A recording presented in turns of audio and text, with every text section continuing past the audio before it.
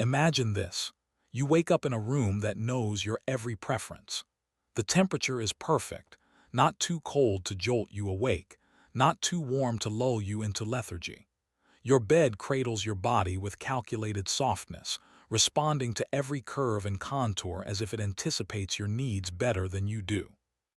Outside, the world hums quietly, the soft drone of climate control masking any hint of wind or weather. Your phone lights up, not with chaos, but a carefully curated selection of news, entertainment, and messages, all filtered to shield you from discomfort, disagreement, or anything that might ruffle your calm waters. You sip a drink, precisely at the temperature your lips find most soothing, and settle into your favorite chair, wrapped in an invisible cocoon of ease. Everything feels right, perfect even. And yet, in this very moment, beneath the velvet surface of comfort, something begins to wither, a silent erosion so subtle that it slips past notice, until one day it stands as an unshakable truth. You are slowly dying, not in body, but in soul. How can this be? Comfort, after all, is the balm we seek against the sharp edges of a brutal world. Avoidance of pain has been humanity's oldest instinct. Is it truly possible that the very thing we crave, ease, safety, familiarity, is the poison that seeps into our core? That the fortress we build to protect ourselves is nothing more than a cage? This is the unsettling paradox. Comfort promises peace, yet it delivers a quiet death. It whispers security but steals vitality. It seduces with softness but numbs every nerve of what makes us alive. You might ask, how does this happen? What kind of soul can die when the body is nourished, when the mind is entertained, when the calendar is clear of obligations? How does ease become a slow suffocation? Perhaps the real question is deeper, more terrifying. What is the soul and how does it survive? Think of a plant. Left untouched, in a perfectly temperate greenhouse with ideal watering and light, it might grow quickly, its leaves lush and its stems straight. But watch it closely. It will never reach the wild strength of a tree rooted in unpredictable soil, buffeted by storms, challenged by drought. It is the struggle against adversity that compels growth beyond mere survival. Comfort, that relentless caretaker, removes every obstacle, every reason to adapt. The soul is not a passive recipient of ease. It is forged in the crucible of discomfort, the fires of resistance, the unyielding pressure of life's demands. Yet society doesn't warn you against comfort. Instead, it sings its praises like a sacred hymn. Work less, rest more. Reduce stress. Find your peace zone. Avoid conflict. Meditate, retreat, protect your energy. There is a deep cultural mantra that equates comfort with health, success, and happiness. But beneath this euphoric anthem lies an existential dissonance that you feel but can't name. You find yourself restless in luxury, bored amid abundance. The hours stretch endlessly, yet none of them feel lived. What is the cause of this gnawing emptiness, this quiet despair that no indulgence can soothe? Is it a failure of gratitude, a lack of resilience, or something more profound, a starvation that comforts masks?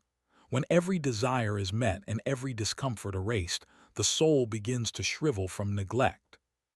It is not the absence of suffering that defines living, but the presence of meaning forged through struggle. Ask yourself, when was the last time you felt truly alive? Not momentarily distracted or temporarily pleased, but shaken to your senses by the rawness of existence. When was the last time you faced a challenge that demanded everything you had, forcing you to grow, to change, to confront your deepest fears and desires? If those moments are rarer than the comfortable cushions you sink into daily, what does that say about the shape of your soul's health? Consider the paradox of choice. Modern comfort grants you endless options, a buffet of life's pleasures at your fingertips. Yet, paradoxically, too many choices lead to paralysis, dissatisfaction, and an erosion of purpose. The soul thrives not in boundless freedom but in meaningful constraint, in decisions that test our values and push our limits. Comfort strips away this tension, flattening existence into a trivial game of preferences and convenience. The soul, deprived of challenge, becomes a ghost, haunting an empty house. Look around. The quiet desperation is palpable. Loneliness amidst connectivity, anxiety amidst abundance, restlessness amidst peace. The silent killer of the soul is not noise or chaos, but the stillness of unchallenged ease. Do you feel it? The pressure to deny this discomfort, to conceal the void with distractions, addictions, and superficial pleasures. This is not a crisis of the external world, but of internal neglect. You may recoil at the idea that what you cherish is the source of your undoing. Yet, this is the cruel twist of modern life. The very pursuit of comfort, once a noble aim against grinding hardship and suffering, has become an anesthetic that deadens the deepest parts of us. The soul, unlike the body, cannot feast on comfort alone. It craves the bittersweet taste of risk, struggle, and transcendence. What would it mean to reclaim a soul that is suffocating under the weight of ease? Is there a path back from numbness to vitality? Can you find meaning not by eliminating pain but by inviting it? The answers lie in confronting the uncomfortable truth that comfort, for all its promises, is slowly killing you. And so, you stand at a crossroads. One path leads deeper into the sterile sanctuary of ease, the other beckons toward a wilderness of uncertainty, challenge, and potential awakening. Which road will you take? Will you dare to sacrifice the temporary solace of comfort for the agonizing, exhilarating journey of becoming? Before you take the first step, you must understand the nature of this silent death. You must recognize how comfort embeds itself into the soul's landscape, how it disguises stagnation as peace, and how it transforms vitality into a pale shadow. Only then can you begin to unravel the chains it has wrapped around you, unseen but unyielding.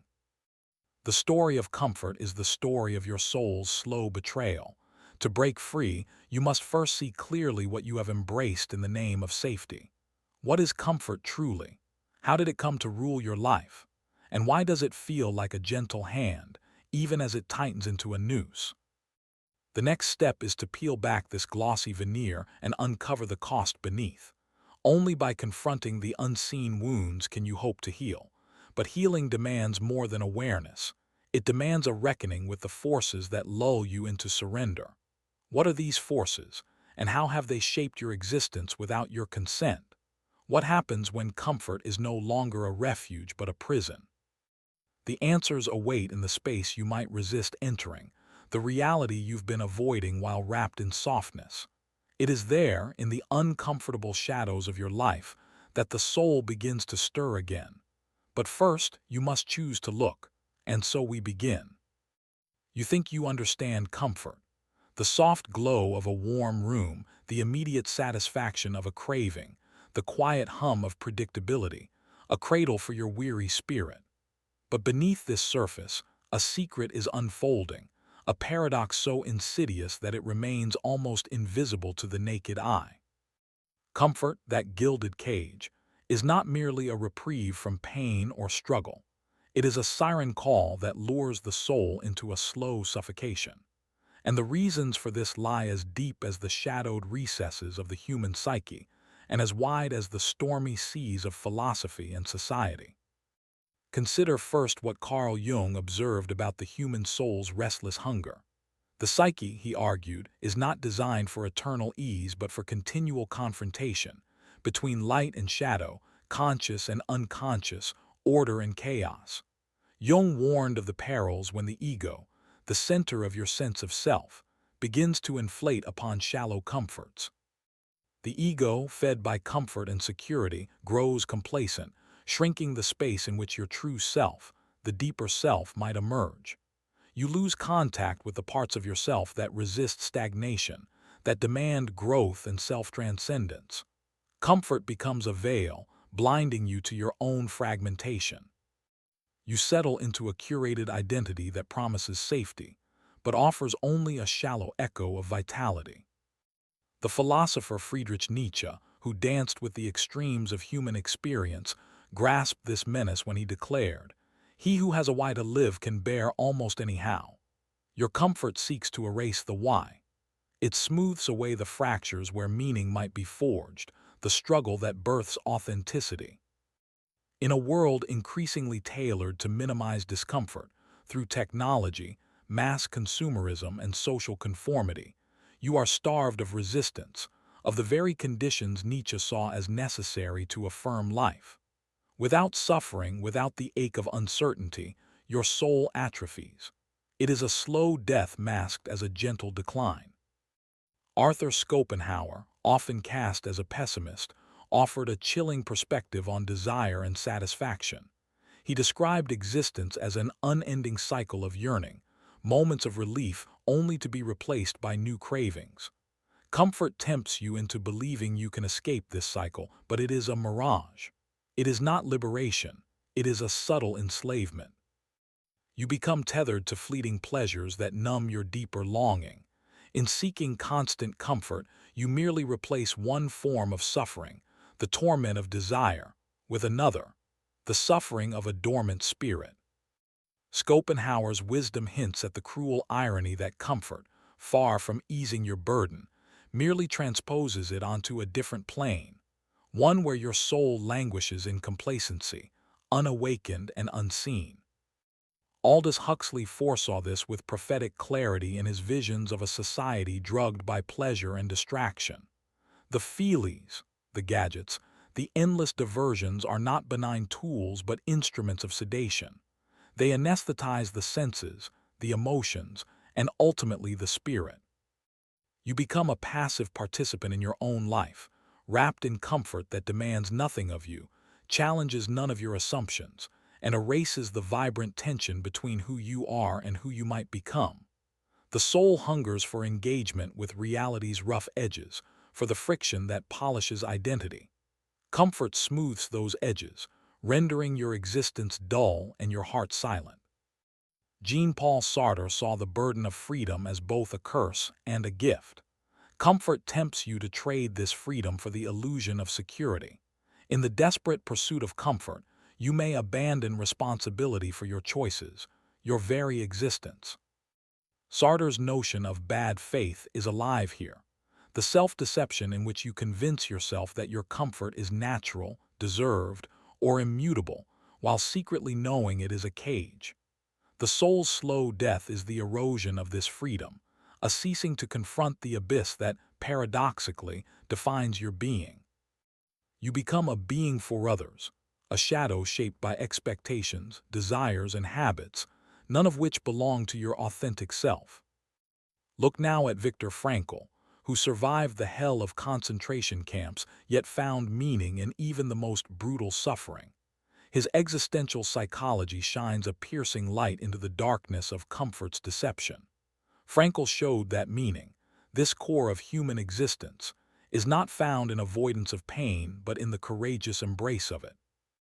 When comfort becomes your idol, you turn away from meaning itself, choosing instead the petty gods of ease and complacency. Your identity frays, your emotions flatten, and your behavior becomes a series of habitual withdrawals rather than courageous confrontations. The soul, which craves meaningful suffering and purposeful struggle, begins to wither, starved of its nourishment. This constellation of thought reveals the hidden forces shackling you. It is not merely a personal failing, but the imprint of social structures designed to pacify and tame your restless spirit. Modern society offers you a toxic bargain. Trade your wildness for comfort. Trade your pain for safety. You accept, not realizing you are trading in your soul's currency. The struggle, the risk, the uncharted. Technology's siren song calls you into endless distraction. Consumer culture seduces you with promises that stuff and status can mimic the richness of authentic experience. Even your own mind conspires, craving the ease of soothing habits over the turmoil of transformation. The consequences stretch far beyond your individual psyche. Comfort breeds conformity, dulls critical thought, and erodes the very capacity for rebellion and renewal. You become a ghost within your own life, walking a path paved with convenience, but devoid of the jagged stones that sharpen your being. Your emotions are muted echoes, your identity a bland canvas. What once burned with possibility smolders into a gray ash. The soul's death is not a sudden collapse but a creeping frost, stealing warmth and light one quiet moment at a time. And yet what lurks beyond this quietus? There is a deeper reckoning that awaits, one that demands more than mere awareness. The slow killing of your soul by comfort is merely the symptom, the visible decay of an unseen war. A war between the forces that bind you, habit, fear, distraction, and the primal ache to be fully alive, to be radically free, to embrace the full spectrum of existence. Will you listen to this ache, or will you retreat further into the numbing embrace of comfort, trading your soul's fire for the cold glow of complacency? The answer is not yet clear, but the question now burns like a brand upon your consciousness. The path forward is treacherous, demanding you confront the abyss, the self, and a world increasingly crafted to suppress both. It is this confrontation that will reveal whether your soul can reclaim its vigor or continue its slow descent into the void. You might not notice it at first, the subtle, insidious way comfort seeps into the very architecture of your mind. It's not an explosion or a violent rupture. It's a whisper, a slow drip eroding the bedrock of your perception. Your brain, a marvel of evolutionary ingenuity, is wired to seek pleasure and avoid pain. This primal directive was once your ally, steering you away from predators and poison, granting you the survival advantage. Now, in the cocoon of modern ease, it has become a cruel trickster. The same neural circuitry that once kept you alive now shackles you to a sedentary existence, to habits pressed like soft chains against your psyche. Consider the phenomenon of hedonic adaptation, the psychological process where repeated exposure to a stimulus diminishes your emotional reaction to it. That soft bed where you recline each morning, the predictable routine you cling to, the constant scroll of endlessly tailored content feeding your dopamine receptors, each one saps the thrill it once held. Your brain recalibrates, expecting this comfort as baseline and discounting anything beyond it as unnecessary exertion. The consequence: an internal numbness, a muted palate where vibrant emotions once flourished. What once stirred your passion languishes into background static, unworthy of your attention. But your brain isn't simply passively habituating, it's actively defending this comfort zone. Cognitive biases conspire in your mind, invisible architects constructing walls around what feels safe. The status quo bias nudges you to preserve existing conditions, convincing you that change is perilous and discomfort catastrophic. The confirmation bias filters your reality, spotlighting evidence that supports your choices while casting doubt on signals urging growth. Even the negativity bias, typically an evolutionary safeguard, becomes twisted, magnifying perceived threats of venturing beyond your comfort and paralyzing your will to act. These biases form a psychological fortress, not just protecting comfort but imprisoning your soul within it. Neurologically, the story deepens. The prefrontal cortex, the seat of your higher reasoning and impulse control, is easily outmatched by the limbic system, the primal seat of emotion and reward. When comfort beckons, the limbic brain floods you with pleasure chemicals, dopamine, serotonin, endorphins. This chemical symphony seduces you into repetition, grooming you like a pet in a gilded cage. But the prefrontal cortex, tasked with long-term planning and self-discipline, weakens its resolve, its circuits fatigued by lack of challenge and stimulus. Over time, this imbalance calcifies your capacity to resist, to innovate, to endure hardship. You become neurologically predisposed to cling to ease, like a moth circling a synthetic flame. Zoom out from your individual brain, and the tendrils of comfort reach deep into the cultural fabric you inhabit. Society, with its relentless churn of consumerism and entertainment, demands that you surrender your attention and energy to comfort's altar. It dresses complacency in the garb of progress, algorithms tailoring your desires before you even voice them, experiences commodified into instant gratification, community replaced by curated echo chambers. Cultural conditioning trains you from birth to equate comfort with success, leisure with happiness, stability with virtue. The paradox twists tighter. To resist comfort is often branded as radical, disruptive, even self-destructive, while submission is normalized, applauded, and rewarded. Yet beneath this shiny surface, a deeper erosion is underway. The collective psyche dulls, creativity withers, critical thinking stagnates. You become a passive participant in a grand illusion designed to pacify and control. This is not an external force alone. It is a mutual dance where you eagerly surrender, lulled by the promise of security and ease. The very mechanisms that could awaken the individual, the spark of curiosity, the courage to question, the hunger for transcendence, grow faint, smothered under layers of cultural sedation. Can you feel the weight of this invisible trap? It is as if you are submerged in a viscous fluid, each movement sluggish, each breath heavier. The urgency is not theatrical, it is existential. Without the fire of discomfort, the soul loses its aliveness. Without the crucible of challenge, identity ossifies into a pale shadow. Without the friction of resistance, your psyche smooths into a featureless void. What is extraordinary and terrifying is that you cannot see this cage from within. The bars are made of smooth velvet, the lock hidden behind habits and justifications. Escape demands more than willpower. It demands a seismic shift in awareness, a breaking of cognitive prison walls, a rupture of cultural hypnosis. But how can you break free when biology, psychology, and society conspire in silent unison? How do you wrest yourself from the ambrosia of comfort that tastes so sweet but carries poison at its core? Before you can answer, you must confront one final, harrowing truth. Comfort's deathly embrace is not a static trap but a dynamic system, perpetually evolving to capture you deeper. It feeds on your weaknesses, grows stronger with your acquiescence, and punishes dissent with unseen but palpable consequences. The more you indulge, the more your soul contracts. The less you challenge it, the more you resemble a ghost haunting a life you scarcely recognize. And yet within this spiral, a fissure begins to form. A whisper beneath the hum of ease. A flicker of discontent that no algorithm can silence, no culture fully contain.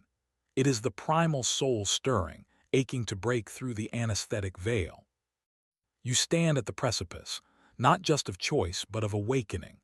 The question is no longer whether comfort kills your soul, but whether you dare to shatter the glass and reclaim the rapturous agony of truly living.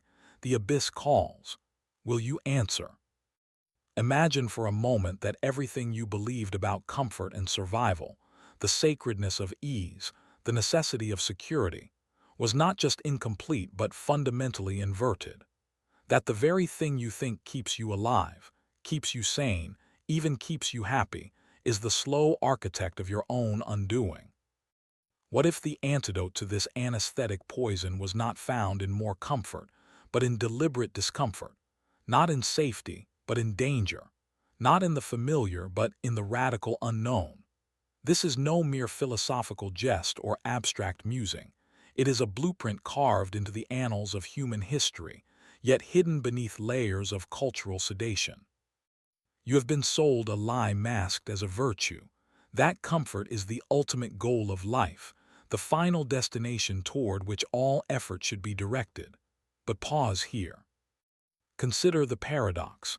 The civilizations that thrived, the individuals who changed the course of history, the artists who pierced the veil of normality, and the warriors who made meaning from chaos.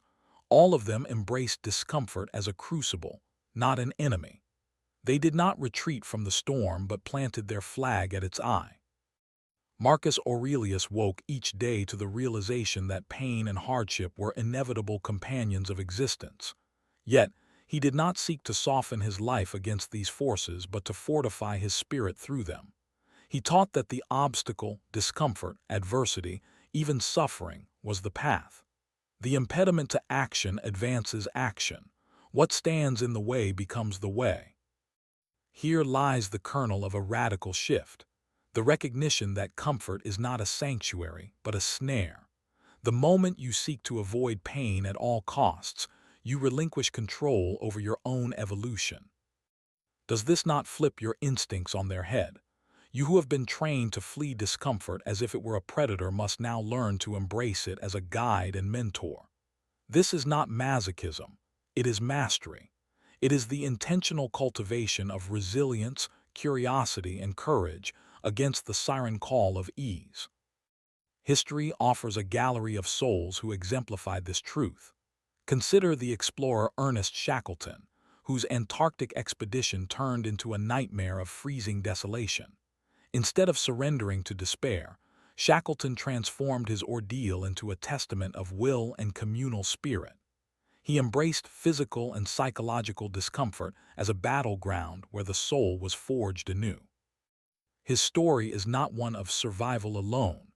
It is a manifesto of radical engagement with hardship as a pathway to meaning. Or look at Frida Kahlo, who through agonizing physical pain and emotional betrayal did not collapse into numbness but erupted into creativity. She transmuted suffering into art, pain into expression, despair into a fierce declaration of presence. To be comfortable might have meant to hide or give up, but instead, she chose the searing discomfort of truth. Now bring this closer, to your own life, your own moments of quiet despair or numbness. What if you reframed discomfort as the soil in which your soul's deepest roots grow? What if the very restlessness, the unease, the itch beneath your skin, signals not a problem but an invitation? An invitation not to run back toward the cushioned ignorance, but to stride boldly into the unknown with open eyes and a steady heart. This leads to a dangerous and exhilarating proposition. Reclaiming control begins by embracing what you are most afraid of: uncertainty, failure, rejection, pain. Indeed, control is not found in eliminating these forces, but in meeting them on your own terms. It is found in the mastery of your relationship to discomfort, transforming it from tyrant to ally. You become the sculptor of your own psyche, chipping away the excess so your true form emerges. How does one begin to live this way outside of rare exception?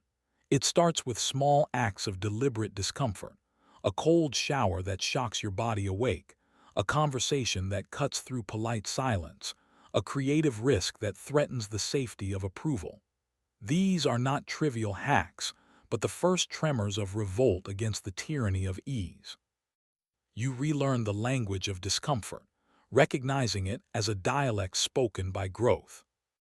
Cultivate this mindset and something remarkable happens. You begin to see comfort not as a prize but as a peril. You become aware of the seductive chains that comfort wields and your own capacity to break them. This is no abstract empowerment. It is a reclamation of your soul's sovereignty. The less you seek refuge in ease, the more you inhabit your authentic self.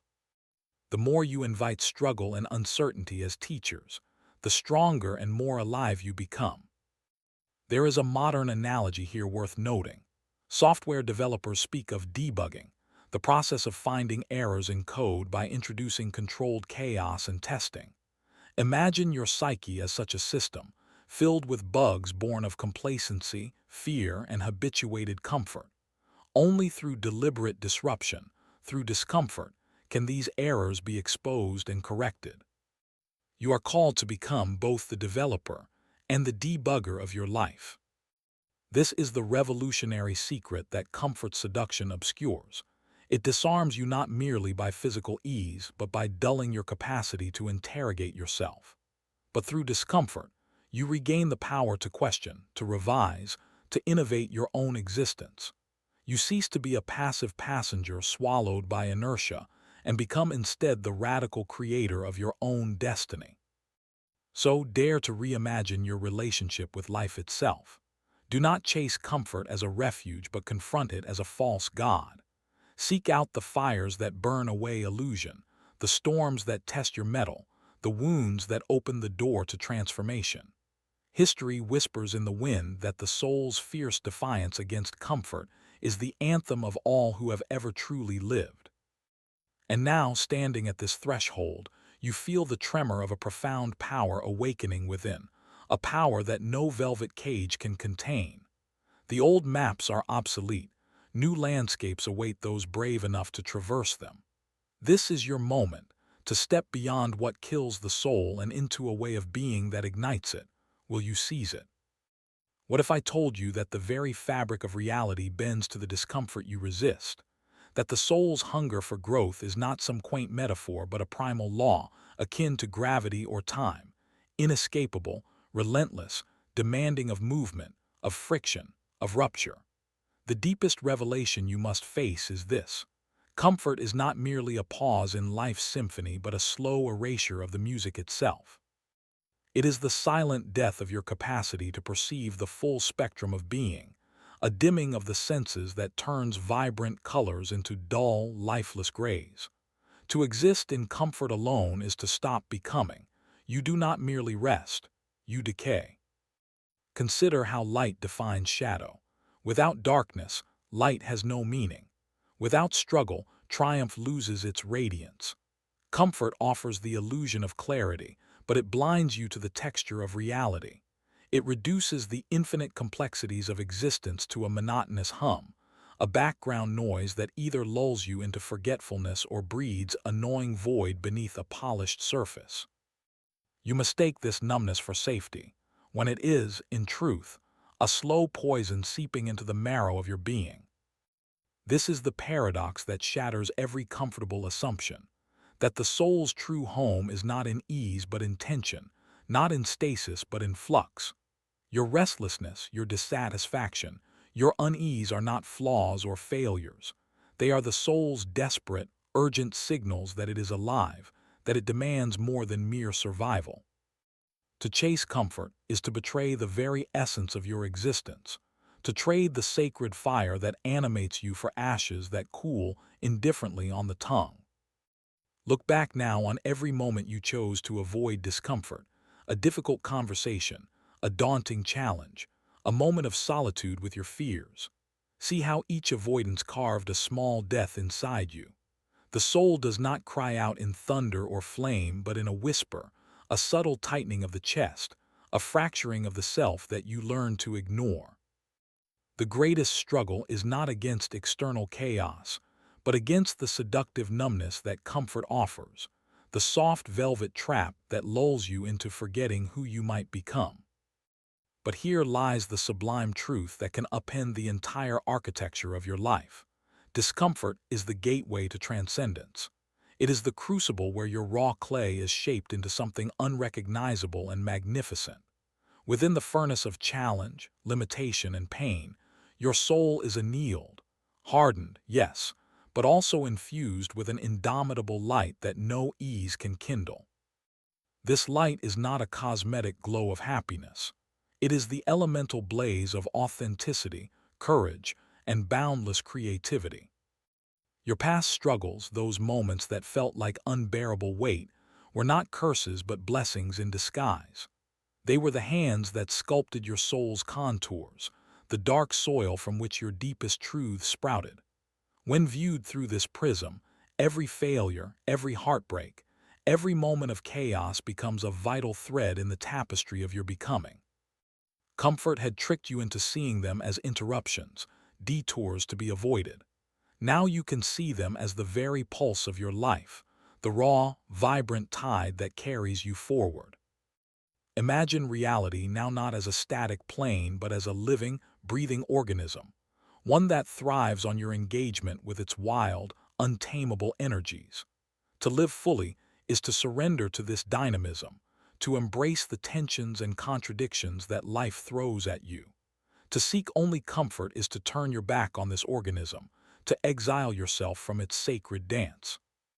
You become a ghost, wandering a muted landscape, your soul an echo of what it might have been. And what might that be? A fierce, radiant presence that refuses to be domesticated or dulled, a consciousness that turns obstacles into thresholds and suffering into sacred fire, a spirit that burns so brightly it illuminates not only your path but the paths of all who walk near you. This is not an idealistic fantasy but a real possibility, waiting only for your courage to seize it. Let this realization burn in your bones like a wildfire, a call to awaken from the stupor of ease and reclaim your birthright as a creator, a warrior, a lover of life in its most raw and glorious form. The tragedy is not in the pain you will endure, but in the comfort you cling to, a comfort that is, in reality, a slow suffocation of your very soul. So now, stand at the edge of this recognition and ask yourself the question that will shape the rest of your days.